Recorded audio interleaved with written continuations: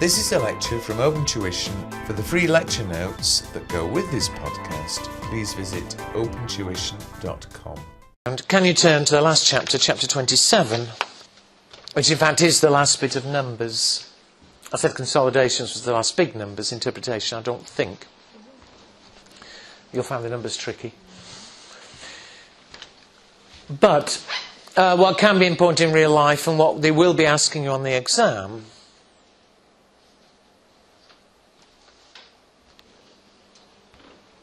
is effectively this. Suppose I gave you a set of accounts. Forget consolidations now completely, all right? But suppose I gave you a set of accounts for my company this year, balance sheet, income statement. And I also gave you a set of accounts for last year. I think that it would be very interesting to compare and to say, are we doing better, are we doing worse? You agree? I mean, it's a standard thing. We always want to compare. Maybe you want to compare my profits this year with last year. Am I doing better, worse? Or maybe I'd want to compare with similar companies. I'm making a nice profit, but am I doing as well as similar companies, or am I doing worse? Is it being managed well? Is it being managed badly? Now, if you think just of profits, compare this year, last year. Obviously, if I've made more profit, that's good. If I've made less profit, it's bad. But simply looking at the profit and saying, oh, last year was 10,000, this year's 15, brilliant. The danger is, if this year the company's a lot bigger, maybe this year I've raised a lot of money and bought new machines and the company's twice as big. And surely if the company's twice as big, you'll be expecting more profit. Would you agree? Hello? And if I said my company's twice as big, the profit's gone from 10 to 15. Well, fine, profit's gone up, which is nice. But it doesn't look so good. If the company's twice as big, why hasn't the profit gone from 10 to 20? I think you see what I'm getting at. I mean, there can be a million reasons, but you understand what I'm getting at.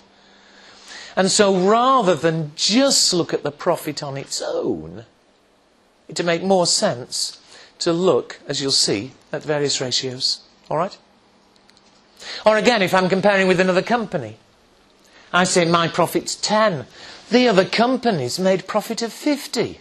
I'm doing badly. But of course, if the other company is 10 times as big as mine, and I've made 10 and they've made 50, that suggests I'm actually doing quite well. Yeah? They're 10 times as big. Why haven't they made 10 times as much profit? I think you see what I'm getting at. That simply to compare profit itself can be very meaningless. It makes more sense, this is just one example, but makes more sense to look at things, as you'll see, in terms of ratios. And there's a whole list of different ratios, different measures that might be useful. Well, there's a whole list that they expect you to know for the exam. And in this exam, it's little more than, here are some numbers, can you work out this ratio? It's just testing that you've learnt them. Okay? As Oksana's aware, because she's doing F5, in F5 you can be asked to write quite a lot about them. F5 isn't just ticking boxes. At F3, they can't ask you to write, obviously. It's little more than learning, 10 or 15, what you might call formulae, and being able to do the numbers. They can check in simple ways that you understand what it means, but it's not much more than learning the formulae. There's a whole series they can ask you. You'll see on page 167, I don't know why I left so much space. Little ratios we can use to look at profitability. It's fairly obvious what I mean by that. but also, perhaps less obvious, to look at something called liquidity, something called gearing. I'll explain what those mean when we come to it. But let's get straight into the numbers. And as I say, well, you'll see as we go through, it's very, very much learning. I hate using the word formula, but learning the rule. Can you turn to page 168? I've given you there a statement of financial position, a balance sheet, for each of 2010 this year and 2009 last year. Okay? Well, there's nothing funny there. You've seen balance sheets before. It's all fairly normal. I've also given you the income statements for, again, this year, 2010, 2009.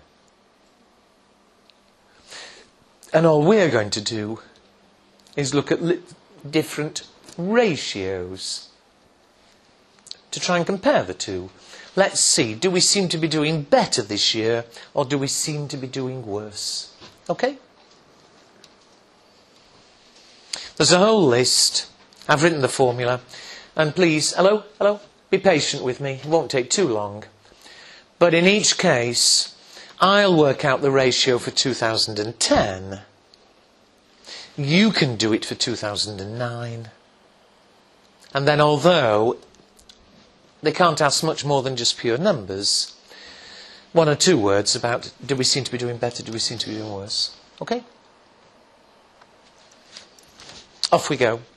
First of all, let's look at, are we more profitable or aren't we? The most important ratio of all is this first one, the return on capital employed.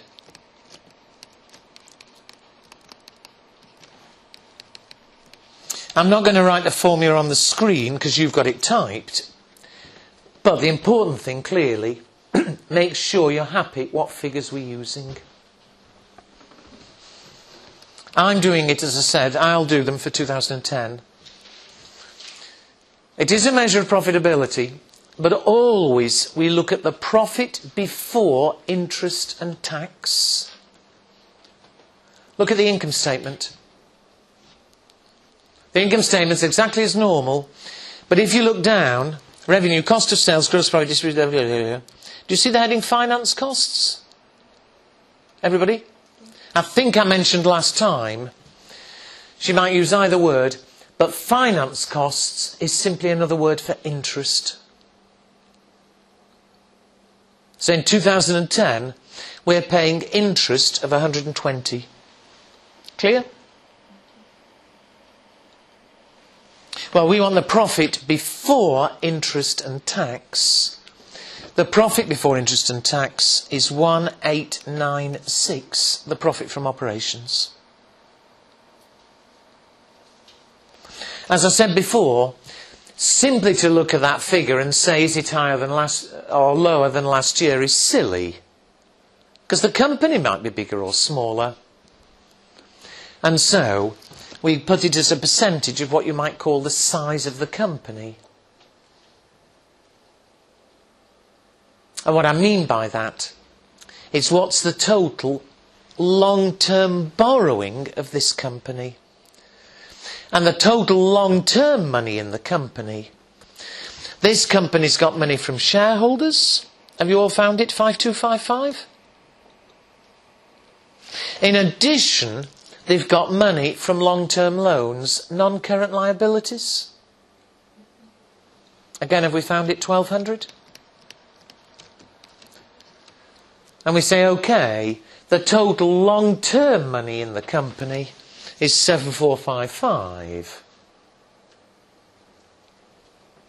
On that, what you might call size of company, we're making 1896 profit. And therefore, as a ratio, the arithmetic's easy.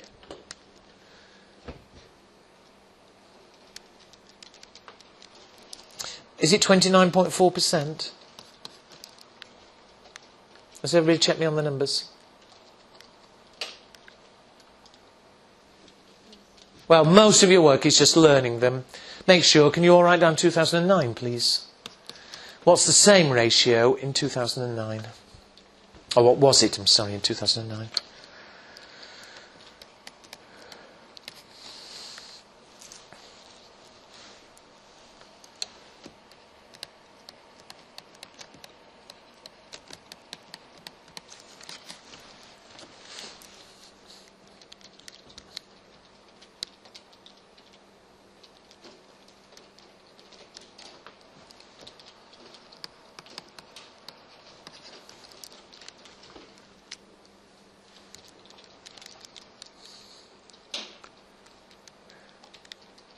Is that right, 25.6? Thank you.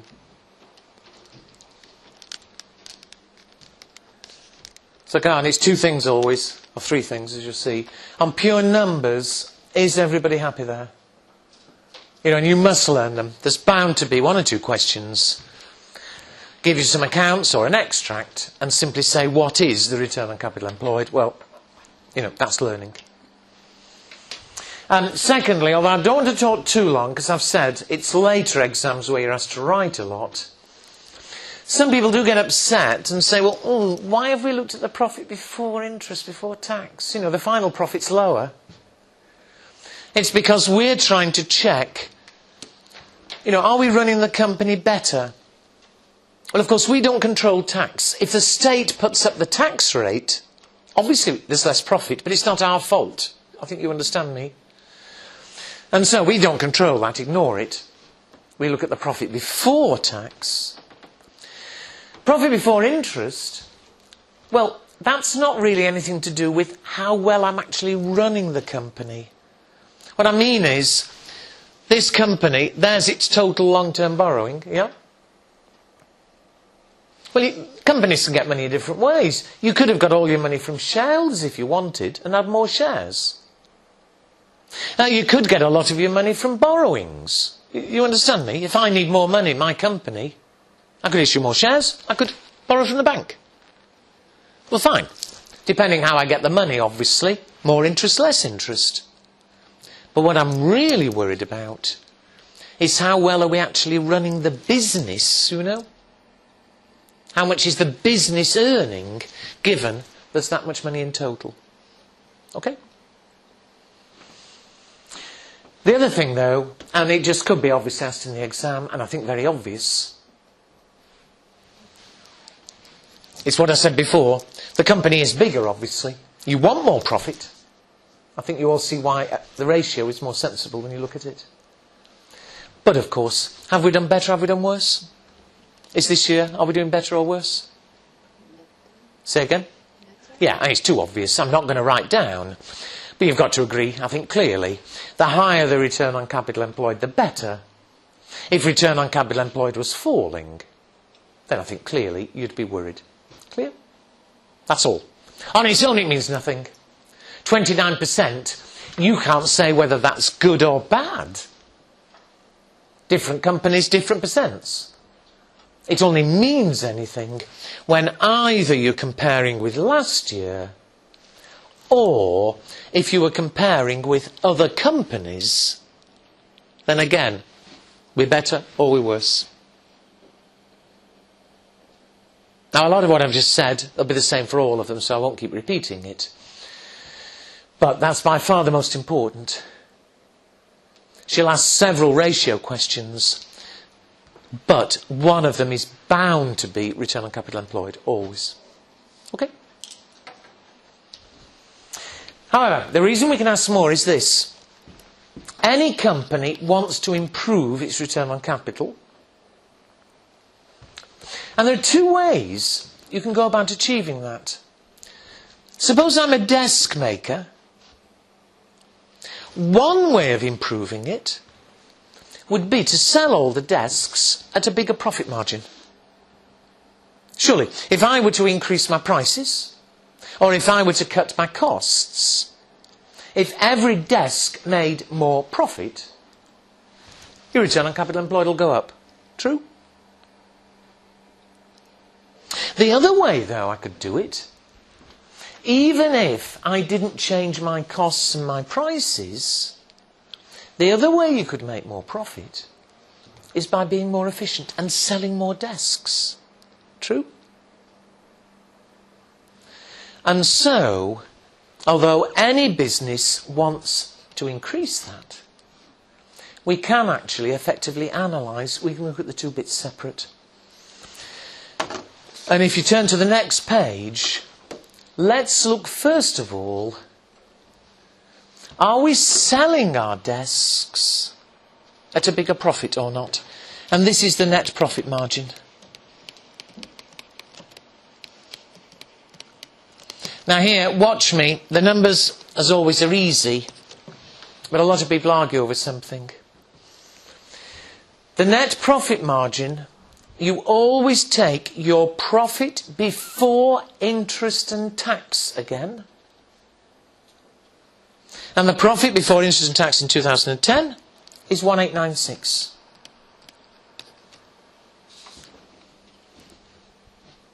And to see what profit percent there is on our sales, you put it as a percent of your revenue, 17,232. So all of you check the figures, obviously. That's the main thing. If you're happy where the figures come from, it's then just learning it. But as a percent, on everything I sell, I'm making a profit of 1896, 11%. Is that correct? Now some people start arguing and saying, ooh, the net profit is my final profit, and my final profit was 1147. Hello? But in this circumstance, we always mean our net profit from trading. Again, it's not my fault if the tax rate changes. It's not anything to do with my trading if we pay more or less interest. So it's always profit before interest and tax. All right, so in 2010, we were making 11% profit on all our sales. What was it in 2009, please?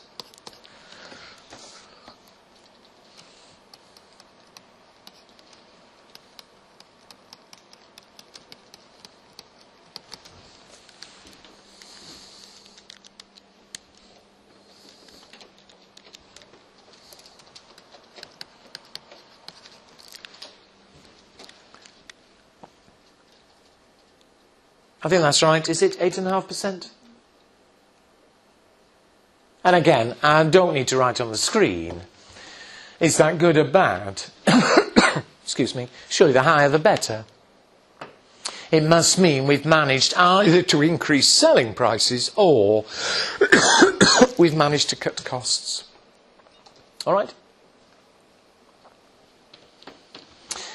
The other way, though, I said to you a minute ago, if you want to be more profitable, you either make more profit on every desk, that's what that's checking, or you sell more.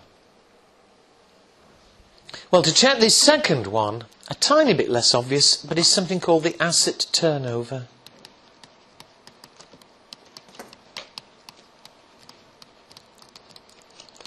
And here we're checking, did we sell more or not? I mean, obviously sales went up.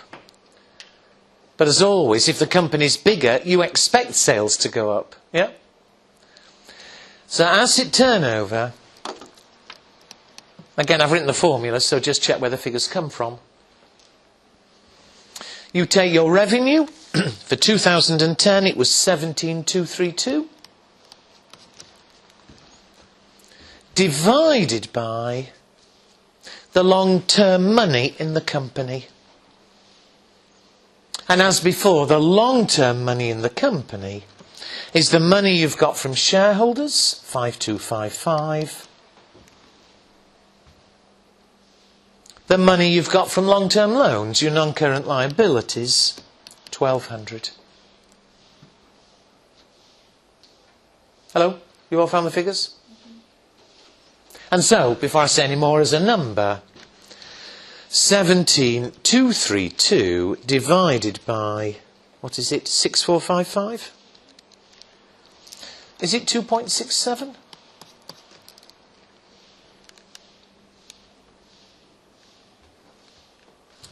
Sorry, that was 2010. Don't be confused by those numbers. And so in 2010, my sales are 2.67 times what you might call the size of the company. Before I say more, again, what was it in 2009?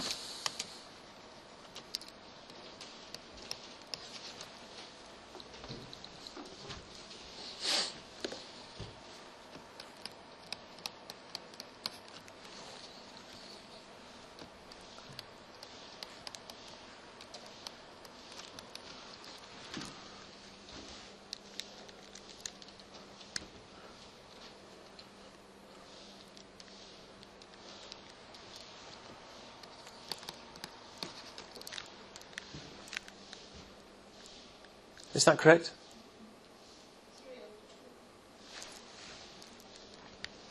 13044 divided by 4321. All right. Sorry. Thank you. 3.13. All right. What does that mean?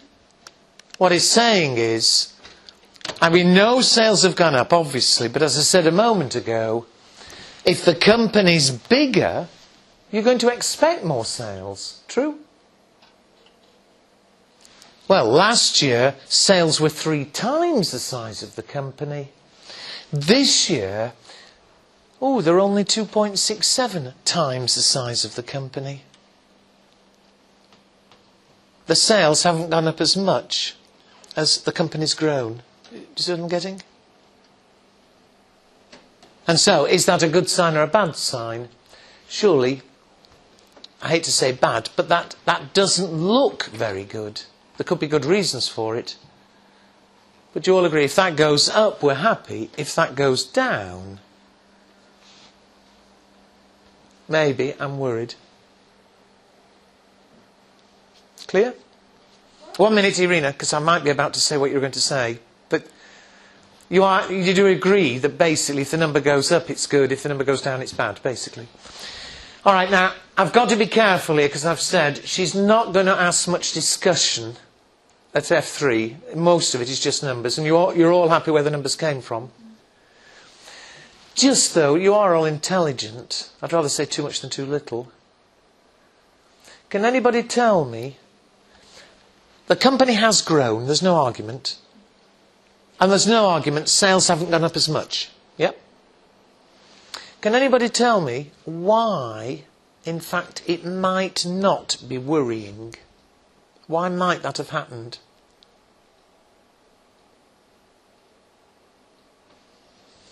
The company's got more money. The company's going to buy more machines, presumably. They're bigger. I expect more sales. Can anyone tell me why the fact it's gone down this year might not be anything to worry about at all? We don't know. All right, I'll tell you, and it probably wasn't what you were about to ask, so come back to me after. The reason is, but I'm not over-worried, think about this in real life. If I buy lots of new machines this year, I'll be expecting to sell more, true? But it often takes a while before you get the extra sales. You know, so I've got all these extra machines, I've raised more money. Maybe, though, it won't be till next year that I start getting the extra sales. The machines take time to start working. Do you see the point I'm making? And so it might not be a problem at all, but you'd want to investigate. The point is, if it's gone down, I am worried. I want to find out why. If it's gone up, things look good. I'm sorry, Irina, that wasn't what you were asking me, so what was your problem? Why do we call it asset turnover if we do not use any asset in calculation? Oh, we do. The reason we call it asset turnover, if you look at 2010, you saw where that figure came from. It was the total long-term money. Do you agree? Tell me, in 2010, what were the total assets of the company? 8771? What were the current liabilities of the company? 2316. Everybody? In that sense, what are the net assets?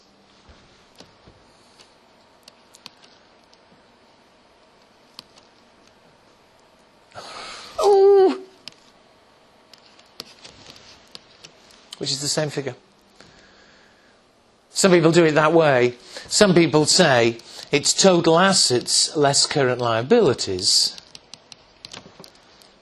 But it's the same figure. It must be balance sheet's balance. It's the same figure as the total long-term money in the company. Does that answer you, Irina? Everybody? All right, I'm taking too long, so let's move on. But finally on that, please, and I have typed below, and do learn this. I said a moment ago, any company wants to increase its return on capital. And I said you could do it two ways. Either sell everything at a bigger profit, or sell more. Effectively, we've analysed it. That the return on capital, just check, 2009. The return on capital employed is always equal to the net profit margin times the asset turnover.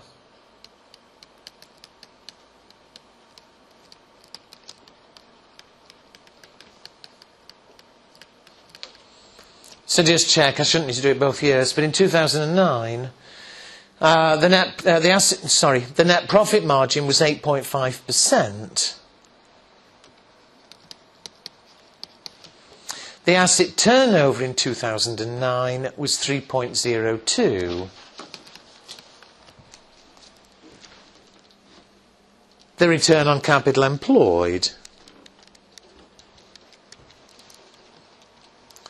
25.7. Can somebody look back? There's a bit of rounding, obviously. But what return on capital employed did we get in 2009?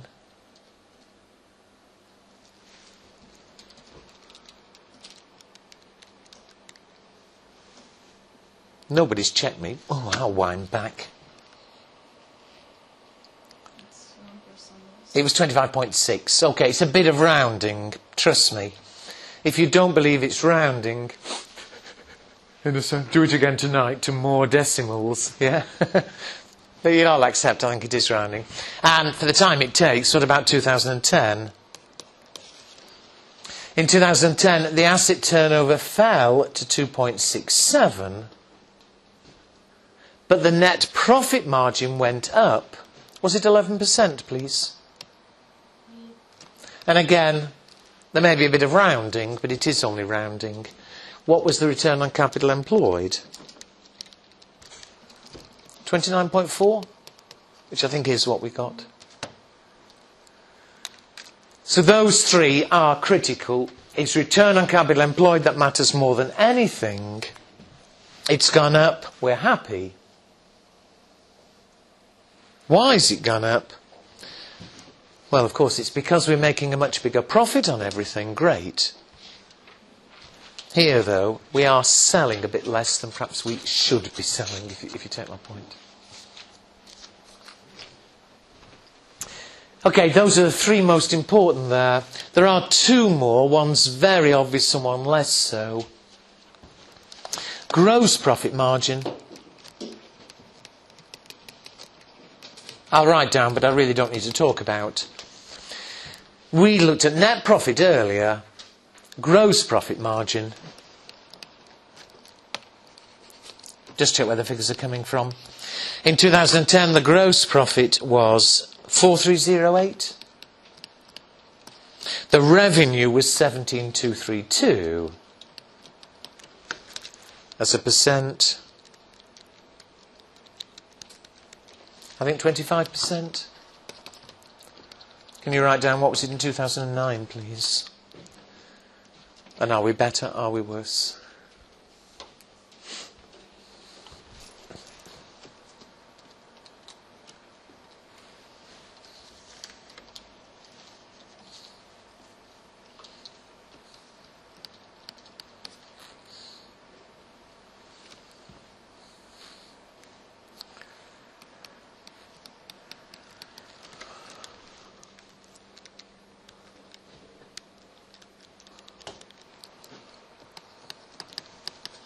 Am I right, 22.5?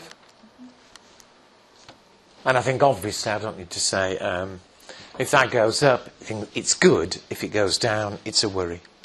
Okay. All right, last of all under this heading, I think less likely, but it's one of those she's listed, can be asked. Return on equity.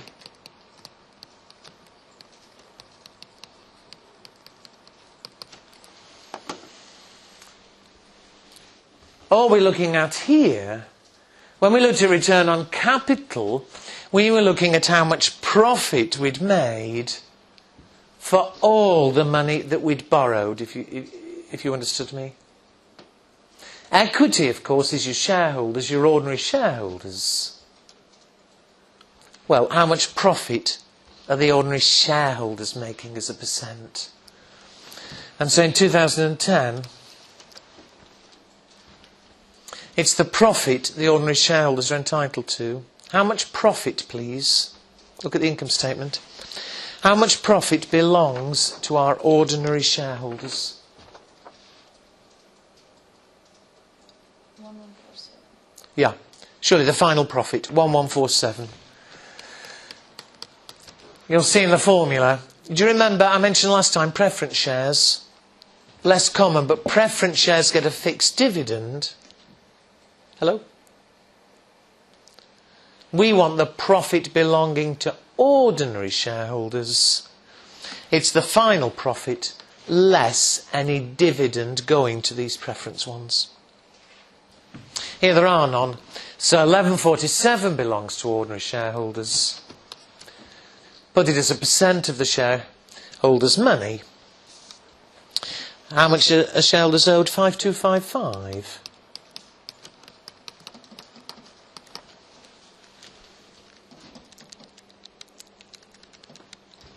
I think it's 21.8%. Now, it's by far the least important, quite frankly. It doesn't mean an awful lot, but even so, that's what we mean by return on equity. What is it for 2009? Is this year better or worse?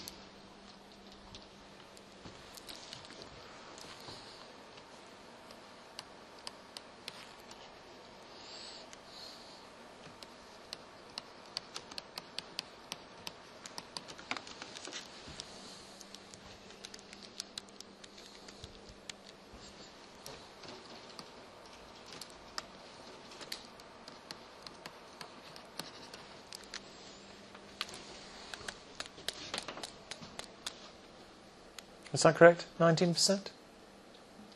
Fine. Is it better or worse? I hope obviously it's better.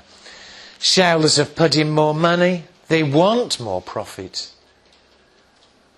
In percentage terms, if it goes up, we're doing better. If it's gone down, they're doing worse. All right? All right, well, in one form or another, there are all ways you might look at profitability.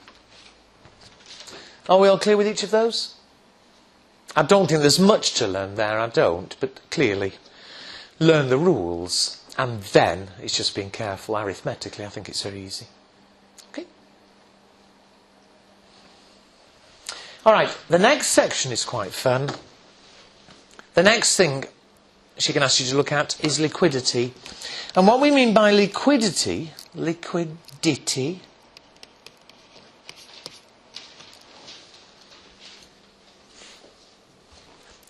regardless of how profitable we are or not, we need to check that the company has enough money, that the company can pay its bills.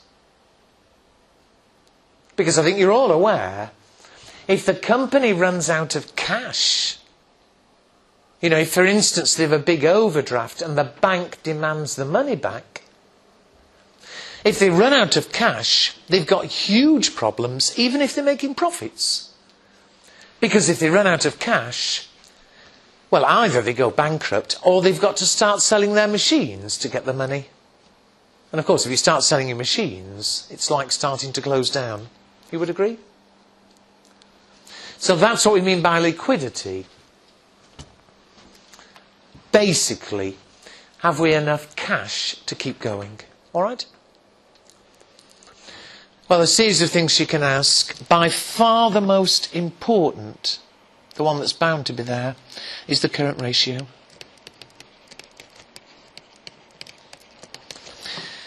Again, it'd be silly for me to write down the formula. It's there. But check the figures. The current ratio in 2010. It's the current assets, 5553, divided by the current liabilities, 2316. As a number,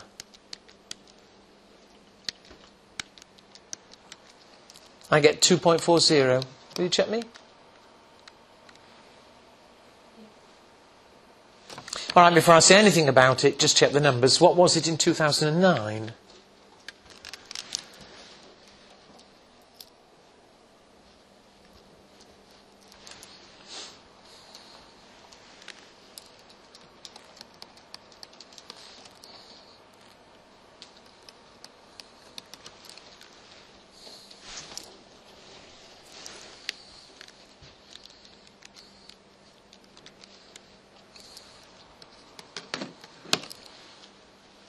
On pure numbers, are we clear? Everybody? All right, the reason this is important is although the company's worth a lot more, we've got all these extra assets, in the short term, 5553, that's the short term, if you like, cash you can get. In the short term, that's the amount we're owing. Well, of course, we want to make sure we've got enough money in the short term to be able to pay the short-term bills. Does that make sense? And for that reason, this is really the only ratio where you can make a comment all on its own. What must the current ratio be for us not to be panicking? In what range? More than 1. Yeah, more than 1. Surely the current ratio must be more than 1. I say must be, I mean it might not be, but the point is, if it's less than 1, surely we've got huge problems. It means that you owe more money out than you can get in the short term. Do you agree? And so it's the only one you can comment on its own. If ever you've got a current ratio of very close or below 1, then we've got big worries. Here, no problem at all. I mean, there's no perfect level, if you understand me. Here, it's well above 1. It's hardly changed. The only time I might worry is if, even if it was above 1, if it's falling a lot.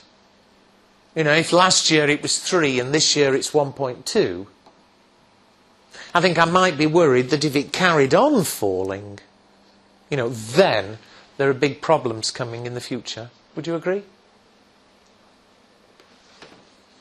So that's a critical one, and I hope you're clear why we're interested.